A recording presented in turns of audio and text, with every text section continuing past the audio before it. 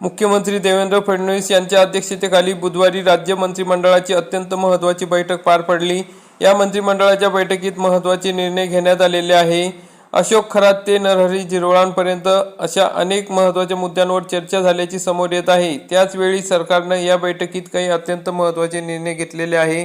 बैठकीतील महत्त्वाचे निर्णय आहेत: दिव्यांग कल्याण विभाग, राज्यातील हजारो दिव्यांग विद्यार्थ्यांसाठीच्या शिष्यवृत्तीमध्ये वाढ, 8वी ते 12वीच्या दिव्यांग विद्यार्थ्यांना मोठा दिलासा, 12 वर्षांनंतर शिष्यवृत्तीच्या रकमेत वाढ करण्यात आलेली आहे। नंतरचा निर्णय आहे पर्यावरण व वातावरणीय बदल विभाग, महाराष्ट्र राज्य नदी पुनर्जीवन प्राधिकरण स्थापन, राज्यातील 54 नदी प्रदूषित पट्ट्यांबाबत पुनरुज्जीवन प्रकल्प राबवणार, जलसंपदा विभाग, अहिल्यानगर जिल्ह्यातील साखळाई उपसा सिंचन योजनेसाठी 1234 कोटी रुपयांच्या तरतुदीस मान्यता, सुमारे 32 अवर्षणग्रस्त गावांना लाभ होणार, 9600 हेक्टर क्षेत्राला सिंचन सुविधा मिळणार।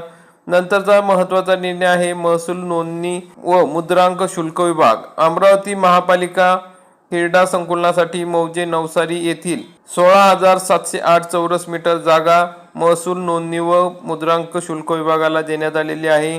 सामाजिक न्याय विभाग, अनुसूचित जाती आरक्षण उपवर्गीयकरणाबाबत निवेदन अर्जाबाबत मुख्य सचिवांच्या अध्यक्षतेखाली समिती स्थापन करण्यात आलेली आहे। पुढचा निर्णय आहे महसूल विभाग, भूमी अभिलेख विभागात आता भूकर मापक पदाऐवजी परिरक्षण भूमापक पद हे पद पदोन्नती व विभागीय भरतीद्वारे भरता येणार, राज्यातील भूकर मापक संवर्गातील कर्मचाऱ्यांना मोठा दिलासा। तर अशा पद्धतीने मित्रांनो अतिशय महत्त्वाचे असे 6 मंत्रिमंडळ निर्णय आजच्या या मंत्रिमंडळ बैठकीत घेण्यात आलेले आहे। व्हिडिओ आवडल्यास व्हिडिओला लाईक करा, चॅनलला सबस्क्राईब करा। धन्यवाद।